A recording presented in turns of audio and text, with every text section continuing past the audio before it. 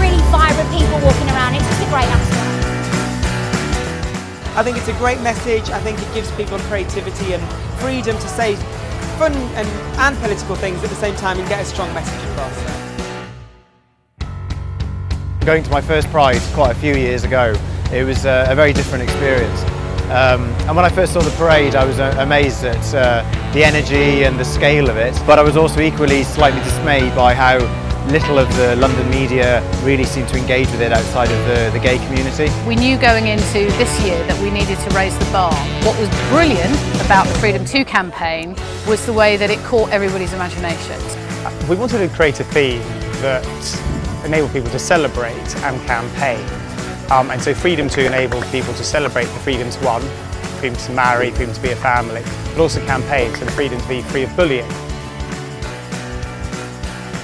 I think Freedom 2 is a stroke of genius because it allows people to express whatever they want using that hashtag. The way in which it was done, and you could contribute your own thing as well. You didn't have to do it through proper channels. You could just literally just take a picture of yourself, whatever the board was, and it gave people a lot more freedom to talk about what Pride actually means to them. It allowed anybody, whoever they are, whether they're part of the LGBT community or not, to be a part of Pride.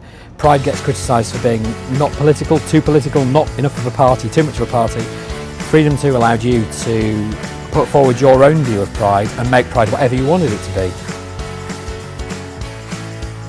When the ad campaign went live, it was really interesting to see that the momentum we'd built up around the Freedom 2 campaign just went even further because people were seeing the Freedom 2 campaign outside work, outside home, on buses, on the tube, and they were engaging in it. They were taking pictures of it, they were tweeting themselves in front of buses, and it just took it even further than it already had.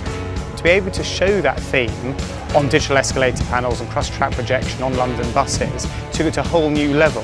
So it wasn't just the LGBT community we were talking to, but it was all of London. Quite often as a sponsor, your opportunity is limited to logo placement, whereas this year we had a creative idea or a creative platform, Freedom 2, that we could take and we could develop for Barclays and for our own channels. Being here in the heart of London in Trafalgar Square just offers an absolute opportunity like no other.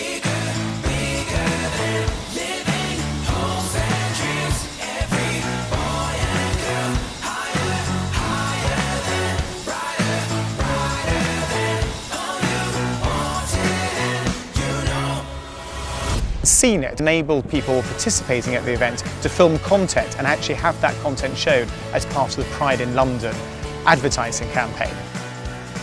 We decided to get involved with Pride because it's an unbelievably emotional, powerful event with a very important message that people have to say. So for us to put CNET on that event, to activate that audience in the community, to tell their own messages and submit their own videos to be part of the bigger campaign, the bigger picture, was really important to us. The videos are then distributed not only on the screens in Trafalgar Square, but throughout London Underground, on the TV bus and online and social media. Our Twitter followers doubled in the 6 weeks leading up to Pride. On Pride Day itself, we had something in the region of 60 million impressions. We had 2.5 million reach on Facebook on Pride Day, or around Pride. So it was exponential compared to last year. This year's theme of Freedom 2, for me, absolutely embodies the spirit of London, and not just the spirit of London in relation to the LGBT community, but the spirit of London full stop. There are a number of firsts for Pride. The first would be the ad campaign. This is the first time an ad campaign has ever been held by Pride. And there's a first in terms of sponsors.